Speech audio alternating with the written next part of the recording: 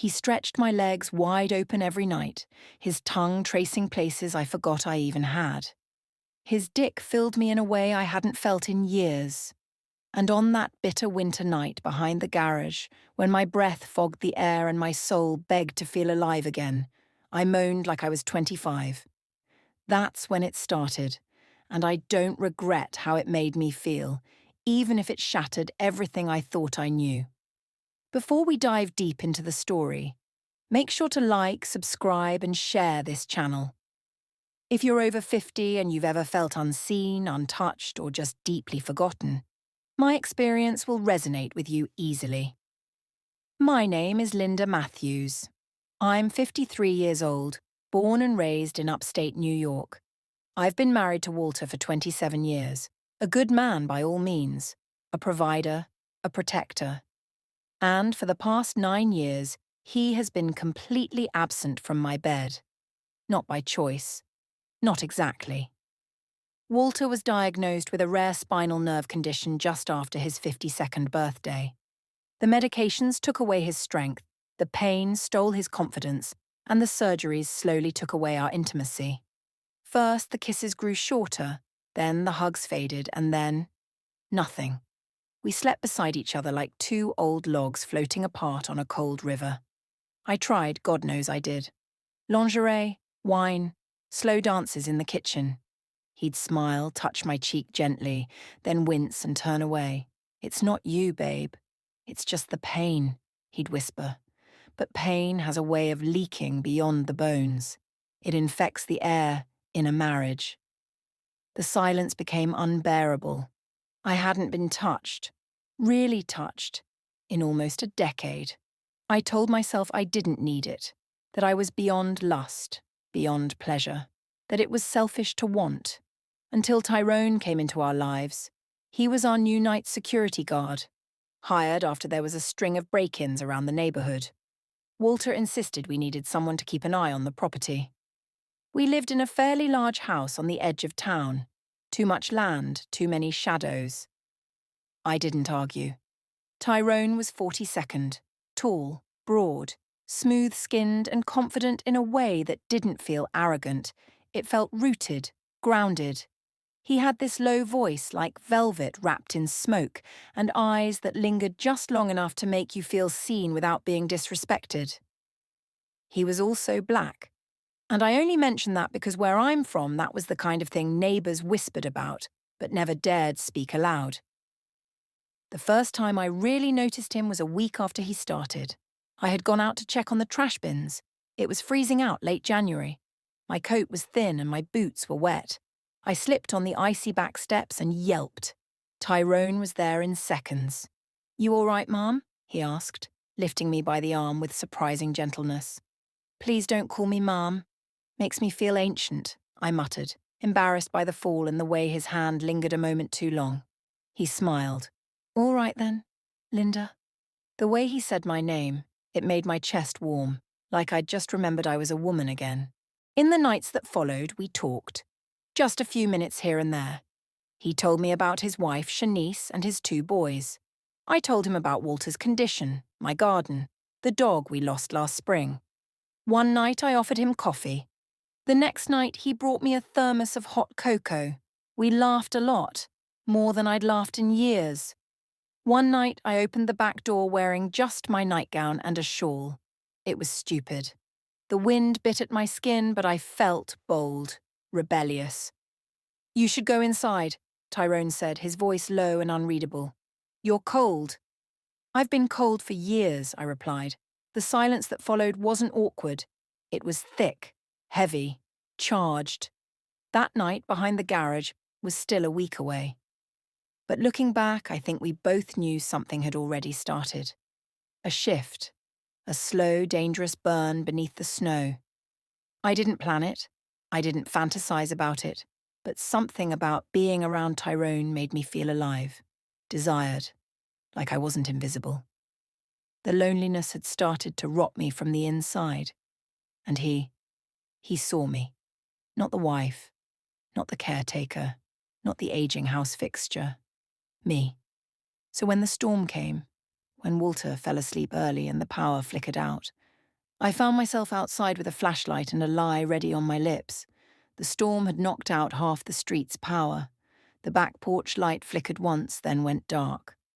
Walter had taken his sleeping meds early, after dinner, and he was gone, soft snoring filling the house like clockwork. I'd told Tyrone I saw movement by the shed, but we both knew it was a lie. Still, he grabbed his flashlight and coat without question. We stepped out into the night, snow crunching beneath our boots. The air was sharp, every breath like needles. But inside me, something warmer stirred, something I hadn't felt since before menopause dulled my cravings. We walked side by side around the house toward the garage, saying nothing. The silence was different now, not friendly, not casual. It hummed with danger. He turned the flashlight off when we reached the back wall of the garage. The world was dim, lit only by the weak glow of the distant street lamp. Then he said it. "You didn't hear anything out here?" "No," I said. "I just wanted to see you." He didn't ask why. He didn't try to be noble. He just stepped closer. "I've seen the way you look at me," he murmured. "You sure you want this?" My lips were dry. My heart was loud. I should have said no. Instead, I reached for his jacket and pulled him in. The kiss was rough, not teenage fumbling, but years of repressed hunger let loose. His hands slid beneath my shawl, then under the hem of my nightgown. My thighs trembled from the cold and anticipation. "Tyrone," I gasped. "We shouldn't—" He lifted me up, my back pressed to the cold metal of the garage wall. His body against mine was like fire. His breath, low and steady, cut through my hesitation. My legs opened without asking for permission. His hands moved like he knew every inch of a woman's body, every weak spot age hadn't erased. I moaned, not from the cold, not from shame, but from relief, from being touched, claimed, seen. And under that night sky, with snow falling like confetti and breath fogging the air, everything unraveled. We had a very steamy sexcapade, raw, rough, touchy, and unforgettable.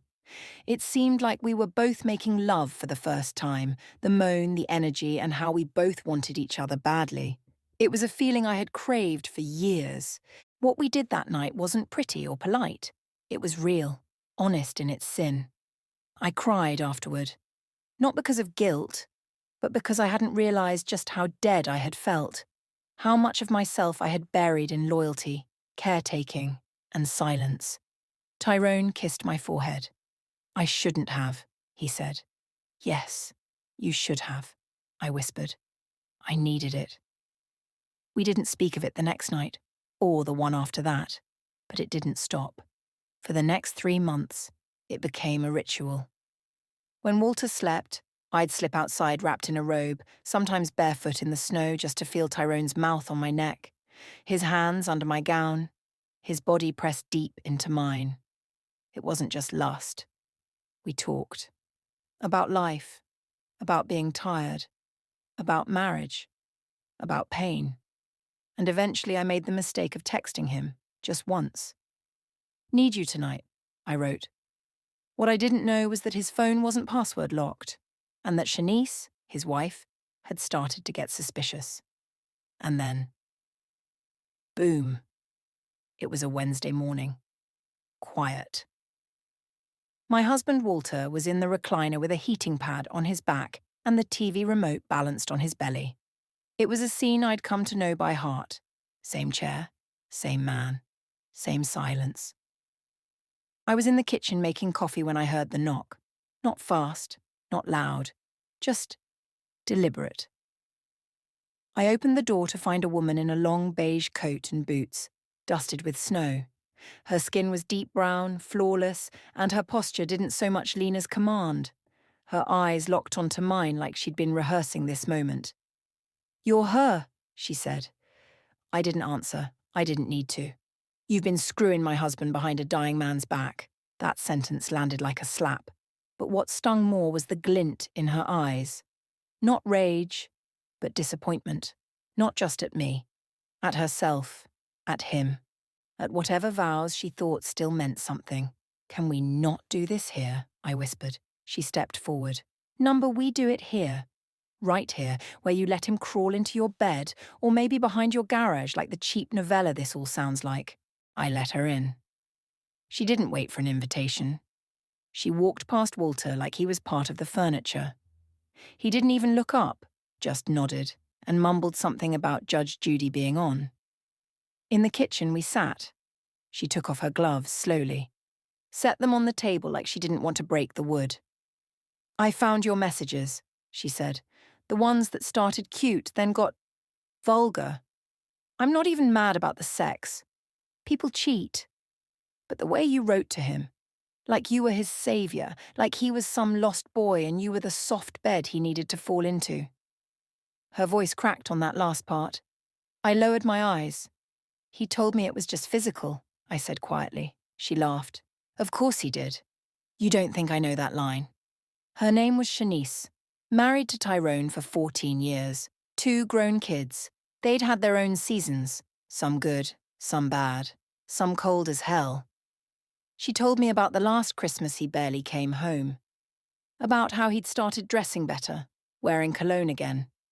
I didn't know any of that, because I hadn't asked.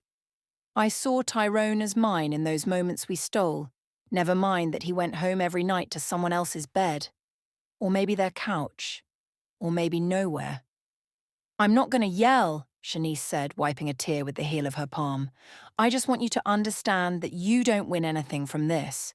Not him, not dignity, not peace." That one cut deep. "You think I feel proud of this?" I said suddenly, louder than I meant. "You think I wanted to fall for the man who guards our driveway and mows our lawn and looks at me like I still exist?" I stood up. I sleep next to a ghost. I wake up to medicine bottles and doctor's appointments. I haven't been touched in nearly a decade. My skin has started to forget what warmth feels like. So don't come in here judging me for seeking life while I still have some in me. There it was. The truth. Ugly, selfish, honest. Shanice stood too. She looked at me long and hard. Then, to my surprise, she nodded. "You think you're the first woman who's told me something like that?" she said softly. "You're not. We all rot in silence when men stop seeing us, but some of us choose to rot with our dignity intact." Then she walked out. No threat, no slamming doors, just silence. Tyrone was gone by that evening. No text, no goodbye. His little security booth sat empty the next morning. Just a folded vest on the chair and his name badge on the desk. He left without a goodbye. No note, no final text. Just vanished. And in the days that followed, I found myself writing to a man who would never read the words. Letters I never sent. Pages soaked in truth, lust, regret, and something I still don't know how to name. It's strange how quiet a house gets after a secret dies. The echoes don't change, but your relationship with them does. I'd go out back and stare at the garage. That cold slab of wood and paint had become something else in my mind, a shrine, a sin, a place where for brief nights I'd felt young again, felt wanted again, the place where his tongue would make me moan and his body would hold me like I was breakable glass. Now it was just a garage, with tire scuffs and rust, and I was just a woman in her 50s with a hollow ache in her hips and a husband who still didn't ask where I went every night at 11:30. So I wrote. I wrote to him. Not emails. Not texts. Pen and paper. Old school. Because some feelings don't belong in a phone. They belong in ink. "Dear Tyrone, do you remember that second night? The one where the wind was howling and we almost didn't do it? You kissed my wrist that night. You said I had delicate veins like a girl. I've never felt so feminine and stupidly seen in my whole life. You kissed my stretch marks. You called them lightning scars. My God. When you said that, I nearly wept right there in your arms. I never mailed it. Just folded the paper, tucked it in the drawer by my bedside, where I used to keep my wedding photos. They've long been moved. I wrote 5 more letters over the next 2 weeks. They weren't all sweet. Some were furious. Dear Tyrone, you could have said goodbye. You could have at least let me curse at you, throw something, slam a door, anything. But you just disappeared. Was I that forgettable? That disposable? I didn't even sign my name on that one. But one letter. One hit me harder than all the others. Because it wasn't about lust or rage or sadness. It was about me. Dear me, you gave yourself permission to feel alive again. And for that, I'm proud of you. You're not just a wife or a caretaker or a woman past her prime. You are flesh and fire and flawed beauty. You are still someone, I cried after that one. Not the pretty TV-style tears. I mean the chest-hurting kind. The kind that leaves your shirt damp and your soul a little lighter. That night, I made myself a small dinner, lit a candle. Not for him. For me. Walter asked if I was okay. I looked at him, really looked. This man I once burned for. His body soft now, his hands shaky. His words few. But he was still here, still mine. And despite it all, I nodded. I'm okay, I said. Not because I was, but because, for the first time since the affair ended, I wanted to be. The house was colder than usual, even though the heat was on. It had been a month since Tyrone disappeared without a trace, and my days had slipped into a monotonous blur. Walter and I were still distant, barely touching me, and the silence between us had grown unbearable. But that night, the night I least expected it, desire came knocking. I'd just finished preparing a late dinner when the doorbell rang. I wasn't expecting anyone. It was too late for guests. I froze, wiping my hands on a dish towel. My stomach turned, part of me hoping it was Tyrone, and part of me praying it wasn't. I stood there, a woman caught between two worlds. The woman I was before, the woman I had become. When I opened the door, my heart skipped a beat. It wasn't Tyrone. It was Marcus. I hadn't seen Marcus in years. He was a friend of Walter's, just a guy who'd come over for barbecues, football games, and the occasional drink. Marcus was the kind of man who could stand in the background and make every woman in the room feel like they were the only one. Tall, broad-shouldered, with a charm that could disarm the most guarded of hearts. But he was always just a friend. Until tonight. "Hey, Lucy," he said, his voice deep, with that hint of something I couldn't place. "I was in the neighborhood and I thought I'd drop by. You busy?" "No, just making dinner." "Come in," I said, stepping aside to let him in. I couldn't tell if it was the wine I'd been drinking or the fact that I hadn't felt wanted in so long. But when Marcus walked in, everything about him felt different. Alive. We talked about nothing for a few minutes, the conversation casual and light, but the air between us thickened. Every time he moved, I felt his presence, like it was wrapping around me. And then, he said it. "You know," he said, his voice lowering, "I always thought you were beautiful, Lucy. You never looked at me the way you looked at Walter, but I saw it. I saw the way you would smile at me. It was different." I swallowed hard. My chest tightened. "Marcus, what are you—" Before I could finish, he stepped closer to me. His hand grazed my arm, sending a shock of heat through me. My breath hitched, and I cursed myself for the way my body betrayed me. "I've always wanted to kiss you, Lucy," he whispered, his lips just inches from mine. "Ever since that summer at the lake house." And that was all it took. I didn't pull away. Instead, I closed the distance between us. His lips were soft but insistent, and the moment they touched mine, I forgot everything. The cold house, the silence, the years of neglect.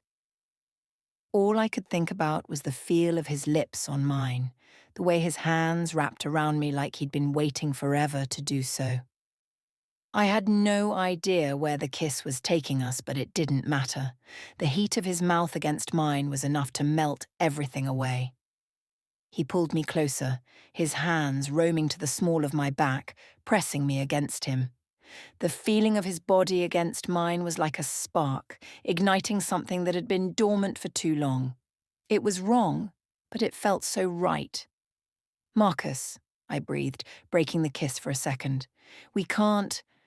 I can't do this." But my words were lost as he kissed me again. this time with more urgency, more passion. His hands slid beneath my shirt, his fingers tracing the curves of my body, making me forget who I was, who I should be. And before I could stop myself, I was pulling him toward the bedroom. We didn't talk about it afterward. Not right away. The next morning I woke up with Marcus lying beside me, his arm draped over me like it belonged there. I stared at the ceiling, trying to understand what had just happened. It felt like a dream, it felt wrong, but I also felt something I hadn't felt in years. A sense of being desired, of being seen. I slowly got up, careful not to wake him. The air in the room was heavy with the scent of sex and regret. I couldn't believe I had done this. With Marcus, my husband's friend, right under his very nose. But I couldn't deny that part of me felt alive. Like I'd just broken free a little from the cage I'd been trapped in for so long since Tyrone left. When I stepped into the kitchen, Walter was sitting at the table reading the paper as usual. He didn't even look up when I entered. The silence between us seemed to stretch on forever. "Morning," I said, my voice soft, unsure. He mumbled something in response, but I couldn't bring myself to meet his eyes. Well, some mornings come quietly like a whisper on your skin. Others come crashing through the front door, dragging every buried secret into the light. This morning was the latter. I was standing at the sink, trying to steady my hands as I made coffee. The guilt from last night clung to me like a wet blanket, heavy and suffocating. Marcus had already slipped out before dawn. No note, just silence. And then, like the universe had been waiting for the perfect moment, Walter looked straight into my eyes. "I know," he said flatly, setting the newspaper down. "You think I'm a fool? You think I don't see the way you've changed?" My breath caught.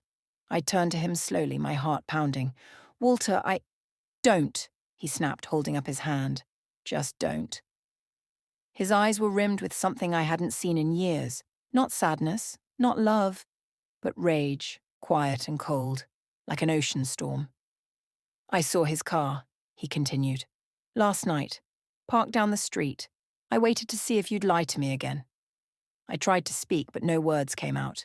"Was it worth it?" he asked. "All of it. You and Tyrone. You and Marcus. Is that who you are now?"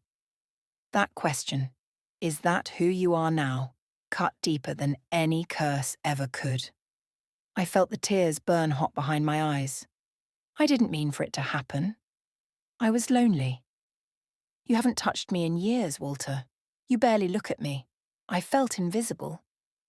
"And that gives you the right to spread your legs for anyone who makes you feel seen." The slap of his words echoed louder than any fist ever could. "No," I whispered, my voice cracking, but it made me feel alive again. For once, I wasn't just a caregiver or a wife. I was a woman with needs, with fire still left in her.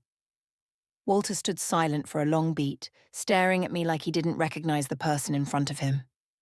"I gave up a lot too," he said quietly. "My body failed me, but I never stopped loving you." Tears slipped down my cheeks. "I know," I said, "but love isn't always enough when your body's starving for something it hasn't felt in years." We didn't scream. We didn't throw things. There were no grand gestures, just silence, the kind that comes when everything's been said. Walter picked up a small bag later that afternoon and said he needed space. I didn't argue. I watched him drive away, the old sedan kicking dust across the driveway, and for the first time in a long while, I felt truly alone. Days passed, then weeks. No calls from Marcus, no word from Tyrone, just empty rooms and echoes of choices I couldn't take back. But in that emptiness, something else began to grow. Clarity. I stood in the mirror one morning and really looked at myself. The wrinkles, the grey strands, the sagging skin, but also the woman beneath it all. The woman who dared to feel again. Who made mistakes, yes, but who finally learned that being touched isn't the same as being loved. To those of you listening to this, especially the women out there over 50 who feel invisible, forgotten, or undesired, I see you. I was you. I am you. Sometimes the hunger for affection can lead us down reckless roads, but we walk them because we're still human, still alive, still yearning to be reminded we matter. My story isn't one of pride, it's one of truth. So if you've ever found yourself at the edge of temptation, feeling torn between duty and desire, know that you're not alone. But before you leap, ask yourself this: is it a moment of passion or a cry for something deeper? And if it's the latter, maybe it's time to speak up, to demand more from the life and the love you've settled into, because you deserve to feel alive. Not just in someone else's arms, but in your own skin. And if this story stirred something in you, if it made you reflect, feel seen, or simply feel something, then I ask you to like and share.